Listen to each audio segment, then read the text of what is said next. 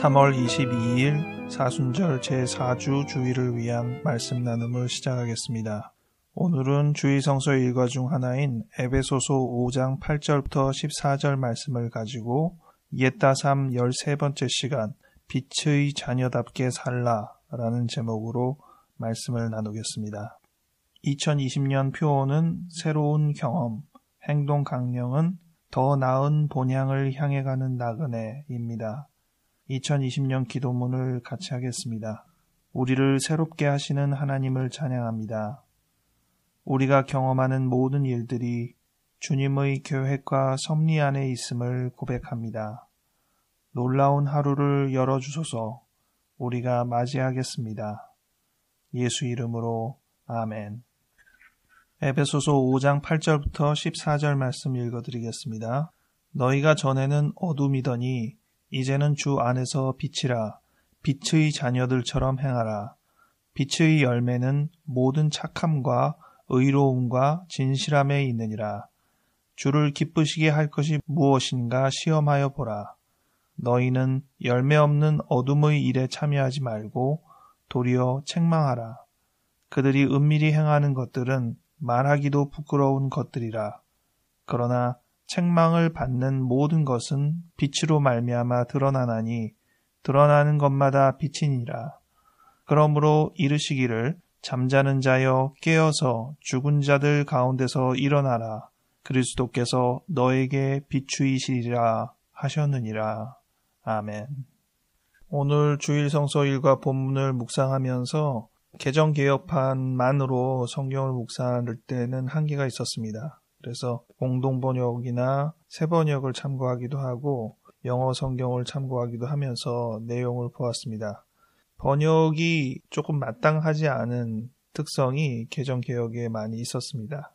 오늘 제목으로 삼는 8절 빛의 자녀들처럼 행하라 라고 번역이 되어 있는데 자녀들처럼 하면 흉내내서 행하라 이런 식으로 오인할 수도 있는 그런 구절이지만 영어 as 보통의 번역은 그답게 빛의 자녀답게 그리고 행하라는 표현보다는 살라 이런 표현이 더 번역에 많았습니다.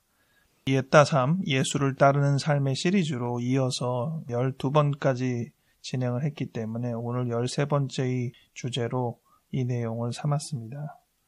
오늘 성경에서 확실히 대별되는 것은 빛과 어두움입니다. 8절에 너희가 전에는 어두움이더니 이제는 주 안에서 빛이라 라고 명확한 정의를 하고 있습니다.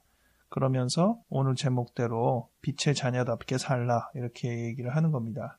여기서 우리가 생각할 것은 빛의 자녀, 빛을 받은 영향을 받은 사람이라는 뜻이겠죠. 그러면 빛 자체인가 이런 의문을 가질 수 있잖아요. 우리가 빛을 받았습니다. 그러면 우리가 빛입니까?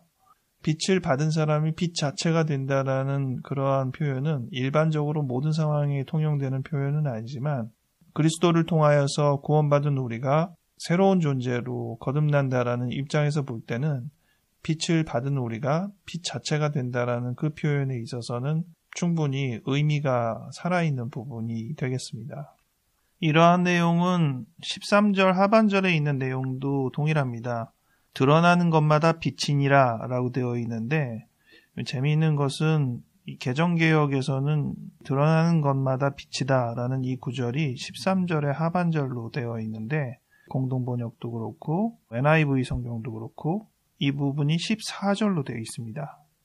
이 부분은 왜 그런지는 정확하게는 모르겠는데 어쨌든 대부분의 성경에서는 이 13절 하반절이 14절에 들어가 있음을 참고하시는 게 좋겠습니다. 드러나는 것마다 빛이다 라고 얘기를 했는데 드러나는 것이 빛에 의해서 드러났다라는 표현이 이제 13절 상반절에 있는 거거든요. 근데 하반절에는 드러나는 것마다 빛이다, 빛 자체다라는 표현을 쓰는 겁니다. 그래서 빛으로 드러나는 것과 빛 자체인 것이 혼동되는 듯한 표현을 13절에서도 쓰고 있는데 우리가 지금 8절에 읽은 대로 신앙적인 관점에서 보면 예수 그리스도의 영향을 받은 우리가 예수 그리스도를 덧입는 그리스도인이 되는 그러한 어떤 부분을 분명히 이야기하고 있음을 생각해야겠습니다. 가장 좋은 비유가 달이라고 할 수 있겠죠. 달은 그 자체로 빛을 발하는 존재는 아니지만 분명히 달이 빛을 내서 또 다른 존재에게 비추는 그런 기능을 하는 거잖아요. 우리가 그런 빛을 받은 존재일 수도 있고 동시에 빛 자체일 수도 있다라는 그런 생각을 해보는 것이 중요하겠습니다. 제목대로 오늘 우리가 빛의 자녀답게 행하기를 목표로 하는 것인데 빛의 자녀답게 산다는 게 뭐냐? 이 부분에 대해서 힌트를 얻을 수 있는 것은 9절 말씀에 빛이 열매를 맺는다는 겁니다. 어떤 열매를 맺느냐? 착함과 의로움과 진실함이 나타난다는 것이죠. 착함, 영어로는 goodness, 그리고 의로움, righteousness, 그리고 진실함, truth, 이렇게 세 개입니다.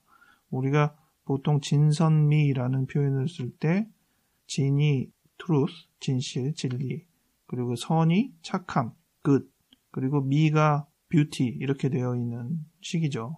근데 오늘 말씀에서 빛의 열매는 진선의를 얘기하고 있습니다. 이 빛의 열매의 특성을 말하기는 하지만 정확하게 빛의 자녀답게 산다는 게 뭔지를 나열하고 있지는 않습니다. 그래서 이 본문을 조금 더 묵상해 보자는 의도를 가지고 이 본문을 채택하기도 했습니다.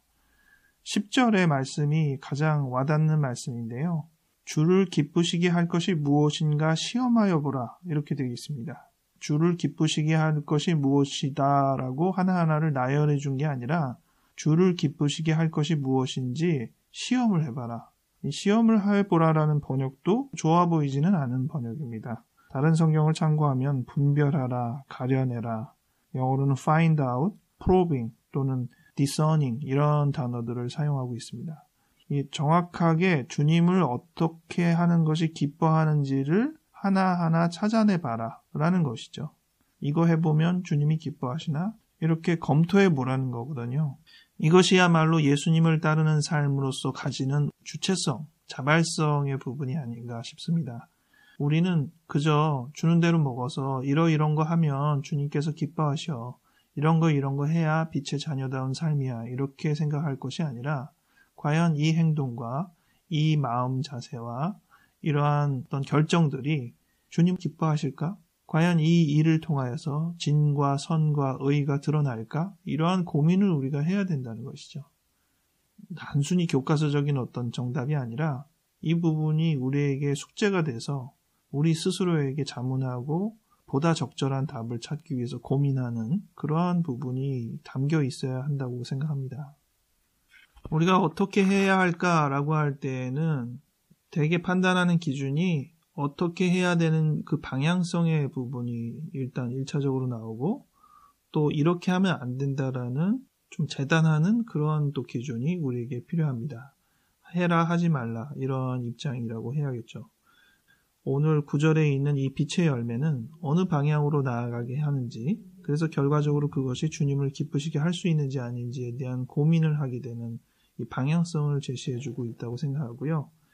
그 다음 9절 11절부터 이어지는 내용 중에는 이 어둠의 일에 참여하지 말라, 하지 말라라는 이야기가 있습니다. 어둠의 일을 참여하면 결국은 빛의 자녀답지 못한 것이고 주님을 기쁘지 못하게 하는 일이라는 것이 되겠잖아요. 그럼 어둠의 일에 참여하는 것은 무엇일까? 성경에서 보면 11절에는 일단 어둠의 일은 열매가 없다고 되어 있습니다. 9절에 있는 빛의 열매랑 대별이 되죠. 열매가 맺어지지 않아요. 그러므로 이 일이 정말 하지 말아야 할 일인가? 이 일이 어둠의 일인가를 고민하고 판단함에 있어서는 이 일이 어떤 열매를 맺을까? 열매를 과연 맺을까? 이 부분을 검토해보면 어느 정도 답이 나올 수 있다는 이야기겠죠. 그리고 12절에 보면 이 어둠의 일에 대해서 조금 더 설명하는 것이 있는데 그들이 은밀히 행하는 것들은 말하기도 부끄러운 것들이다 라고 했습니다. 이게 이제 어둠의 일이거든요. 그러니까 어둠의 일은 몰래 드러나지 않게 그렇게 한다는 것이죠. 왜? 말하기도 부끄럽기 때문에. 오늘 저희가 빛과 어둠에 대해서 대별하여 생각하지만 무조건 빛은 좋고 무조건 어둠은 나쁘고 이런 건 아니죠. 두말하면 잔소리 아닙니까? 하지만 그 상징이 무엇인지는 우리가 금방 아실 겁니다. 어둠을 부정적인 의미로 생각할 때 충분히 우리가 납득할 수 있는 것은 떳떳하게 남들 앞에서 드러내지 못하는 그런 부끄러운 일들이기 때문에 남들 몰래 비밀을 지키면서 행하게 되는 부분이 있는 것이죠. 그 부분이 우리 스스로에게 이건 어둠의 일이다 라는 걸 충분히 확인시켜주는 부분이라고 하겠습니다. 과연 이것을 다른 사람 앞에서 떳떳하게 대놓고 행동할 수 있을까라고 생각을 해보면 빛의 일인지 어둠의 일인지를 구별할 수 있을 것입니다. 11절에서 책망하라는 단어가 13절에도 나오는데요. 이 단어도 부족한 번역이라고 할 수 있습니다. 킹 제임스 버전에는 이게 reprove라는 단어가 되어 있고 NIV 같은 경우에 보면 expose, 노출하라 이렇게 되어 있습니다. 공동 번역이나 새 번역에는 다 폭로하라 이렇게 되어 있습니다. 노출시키라라는 거죠. 최근에 우리가 이 상황 속에서 이 노출이 얼마나 불의한 일이나 어둠의 일을 확인하는 분명한 방법이 되는지에 대해서 잘 보여준 사례들이 있습니다. 첫 번째는 코로나 바이러스 사태에 대해서 지금 한국 정부가 행하는 해결의 원칙 중에 투명한 노출이 중요한 부분이거든요. 근데 이것은 예전 우리가 메르스 사태를 경험하면서 부적절하게 문제를 해결했던 그 나쁜 과거를 180도 개선한 점이다라고 볼 수 있습니다. 기사를 확인해 보면 과거에는 노출하지 않다가 문제를 키운 부분이 굉장히 많았거든요. 근데 이번에는 가급적이면 사항들을 노출해서 투명하게 드러나서 그것 때문에 비난이 있다고 하더라도 그걸로 인해서 문제를 더 키우지는 않는 그러한 부분이 주요하게 잘 작용했던 것을 볼 수 있습니다. 그리고 N번빵이라는 텔레그램의 계정 안에서 음란물의 유포, 미성년자를 포함한 많은 여성들이 거기에 피해자로 담겨 있고 또 그것들을 양산하고 공유하는 이런 사람들이 이 10대에도 굉장히 많고 이런 문제들이 이번에 경찰 조사가 주요한 효과를 발휘해서 몇몇 가해자를 제대로 색출해내는 부분이 있습니다. 물론 아직 부족하다고 하고 더 핵심적인 대상은 노출되지 않았다라고도 말을 하지만 이러한 사항들을 좀 더 분명하게 이렇게 노출함을 통해서 더 조심하게 되고 완전히 그 어둠의 세력이 없어질 수는 없겠지만 쉽게 발붙이지 못하도록 하는데도 꽤나 주요한 역할을 할 수 있었으리라고 생각합니다. 마지막으로 하나는 오랫동안 우리가 골칫거리로 알았던 이 댓글 문제인데요. 네이버에서 이 댓글의 이력을 공개하는 그 시스템을 도입했습니다. 그래서 과거에 그 사람이 또 어떤 댓글을 달았는지 그 이력을 다 검토해 볼 수 있는 시스템으로 바꿨습니다. 그 사람이 누군지는 몰라도 그 사람이 과거에 어떤 글을 달았는지는 이미 쭉 연결해서 노출이 되는 겁니다. 그러다 보면 흔히 얘기하는 댓글 부대처럼 소기의 목적을 위해서 사람들을 현혹시키는 그런 글을 달게 되는 사람들이 조금 더 노출이 되는 경향을 보이는 것이죠. 이러한 방향들은 우리가 문제를 쉬쉬하게 덮거나 어렵게 하지 않고 노출시켜서 해결하게 된 몇 가지 대표적인 예가 아닌가 싶습니다. 이러한 것들이 이제 하지 말아야 할 노출하여서 하지 못하도록 하게 되는 그러한 영역의 한 부분이라고 한다면 동시에 또 적극적으로 그러면 뭘 해야 되는지도 우리가 고민해야 되기 때문에 빛의 자녀들답게 산다는 게 무엇인지 고민해야 하고 빛의 열매를 맺기 위해서 주님을 기쁘시기 위해서 뭘 해야 하는지 실제로 이것저것을 우리가 결정하고 해보면서 과연 이 결정과 행동은 주님을 기쁘시게 했는지 다시 검토하고 검증하고 이러한 기회를 우리가 주체적으로 자발적으로 가져야 함을 생각하게 됩니다. 14절에 보면 주님께서 죽은 자들에게 비추었다라는 내용이 나옵니다. 잠자는 자여 깨어 죽은 자들 가운데서 일어나라. 주님의 명령이 담겨 있음을 볼 수 있습니다. 주님의 빛을 비췄더니 죽은 자가 살아난다라는 표현이 있잖아요. 그렇다면 이 빛이 어떤 기능을 하는지를 알 수 있는 거죠. 이 빛은 생명을 피워내는 그러한 것입니다. 겨울을 지나 봄을 맞이하는 이 시점에서도 빛의 영향을 충분히 확인하게 되죠. 새싹이 움트고 새로운 창조의 시작이 벌어집니다. 우리가 빛의 자녀답게 산다는 것은 우리의 행위를 통해서 진, 선, 의가 더 드러나고 하나님이 우리를 통해서 기뻐하시게 되는 그러한 일도 있겠지만 무엇보다도 빛의 열매가 사람을 살릴 것이라는 부분을 생각하게 됩니다. 우리가 먼저 생명을 받고 동시에 우리가 다른 사람을 살리는 그 기능을 우리가 할 수 있음을 이 말씀을 통해서 생각해 보게 됩니다. 오늘 말씀은 어떻게 해야 한다라는 것들이 명확하게 드러나지 않는 실제로 우리가 무엇을 해야 할지, 무엇을 생각할지, 무엇을 결심을 할지는 다 각자의 몫이 되는 시간입니다. 제가 다시 질문을 드리겠습니다. 질문을 통해서 여러분들이 좀 더 분명하게 이번 한 주 동안 또 어떻게 지낼지도 생각해 보면 좋겠습니다. 첫 번째, 여러분은 빛의 자녀답게 살기 위해서 무엇을 생각하십니까? 그리고 두 번째, 여러분은 어둠의 일에 참여하지 않기 위해서 무엇이 노출되어야 합니까? 마지막으로 여러분이 빛의 자녀답게 살게 되어 그 영향을 받아 살아날 수 있는 사람은 주변에 누가 있습니까? 이 세 가지 질문과 함께 묵상하며 이번 한 주를 지내는 여러분 되시기 바랍니다. 기도하겠습니다. 하나님, 예수님을 따르는 삶에 대해서 같이 생각하는 시간을 가져보았습니다. 주님께서 빛의 자녀답게 살라고 우리를 격려하시는 에베소서 말씀을 통하여 빛을 받은 자다운 빛 자체인 그런 삶을 살고 있는지 다시 한번 생각해 보게 됩니다. 또한 우리가 어둠의 일을 떨치지 못하는 부분을 생각해 봅니다. 말하기도 부끄러운 그런 일들이 우리 앞에 폭로되면 우리가 어떻게 될까요?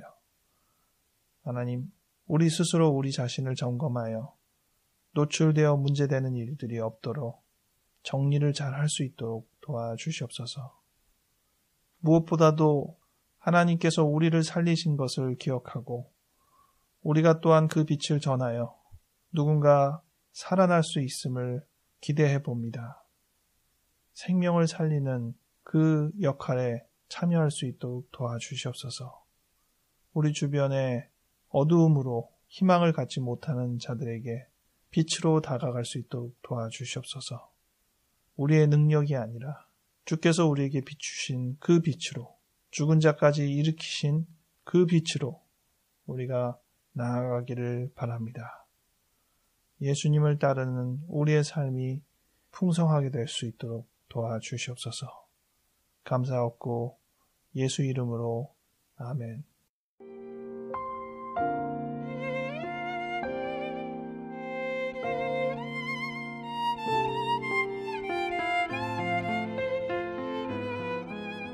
이번 주 3월 23일부터 28일 주간은 23일부터 28일차가 되는 사순절 기간입니다. 사순절의 반이 넘어갔습니다. 나머지 반의 기간 동안 예수님의 삶과 고난과 죽음과 부활에 대해서 좀 더 묵상할 수 있는 시간 되기 바랍니다. 아직 코로나 바이러스의 영향이 많이 작용하고 있고 오히려 전 세계가 이 문제로 크게 몸살을 앓고 있는데 어떤 문화에서 살면 우리가 어떻게 될까를 또 새삼 이렇게 간접적으로 경험해보는 시기이기도 했습니다. 전 인류가 하나의 공통점을 가진 하나님의 자녀로서의 삶을 누리는 그러한 부분을 생각할 때 한 마음을 가지고 기도하고 돕고 또 잘 헤쳐나갈 수 있도록 서로가 격려해주면 좋겠습니다. 우리 주변에 있는 관계에서도 이러한 부분이 잘 이어지기를 바랍니다.